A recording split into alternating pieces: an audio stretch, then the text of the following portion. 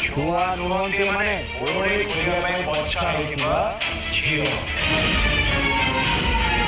କିଛି ସମୟ ଆଗରୁ ଶାଶୁ ମା ତାଙ୍କ ନିଜ ହାତରେ ଏ କୁନି କୁନି ଛୁଆମାନଙ୍କର ସେବା କରିଛନ୍ତି। ଏବେ ବି କ'ଣ ଆପଣ ତାଙ୍କୁ ସେଇ ଓଢ଼ଣୀ ଖୋଲା ପ୍ରଥାର ପଙ୍କ ଭିତରକୁ ଠେଲିଦେବେ? ଦର୍ଶକ ବନ୍ଧୁ, ଆପଣମାନଙ୍କ ପ୍ରିୟ ସିରିଏଲ୍ ଓଢ଼ଣୀରେ ହେବାକୁ ଯାଉଛି ଲଢ଼େଇ।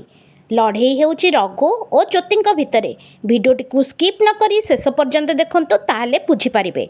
ରଘୁ ଘରେ ଆସି ସେହି ଝିଅମାନଙ୍କୁ ଦେଖି ପଚାରିବେ, ଏମାନେ ସବୁ ଏଠି କ'ଣ କରୁଛନ୍ତି? ତାଙ୍କ ସ୍ତ୍ରୀ ପଚାରିବେ, କଥା କ'ଣ? ଛୋଟ ଛୁଆ ଏଗୁଡ଼ାକ। ରଘୁ କହିବେ, ଛୋଟ ଛୁଆ ନୁହଁ ଏମାନେ, ଓଢ଼ଣୀ ଖୋଲିବା ପାଇଁ ବଛା ହୋଇଥିବା ଝିଅ। ଜ୍ୟୋତି କହିବେ, ଏଇ କିଛି ସମୟ ଆଗରୁ ତ ଶାଶୁମା ଏଇ ଟିକି ଟିକି ଛୁଆମାନଙ୍କର ନିଜ ହାତରେ ସେବା କରିଛନ୍ତି। କ'ଣ ଆପଣ ସେଇ ପିଲାଙ୍କୁ ସେ ଘୃଣିତ ଓଢ଼ଣୀ ଖୋଲା ପ୍ରଥାକୁ ଠେଲିଦେବେ?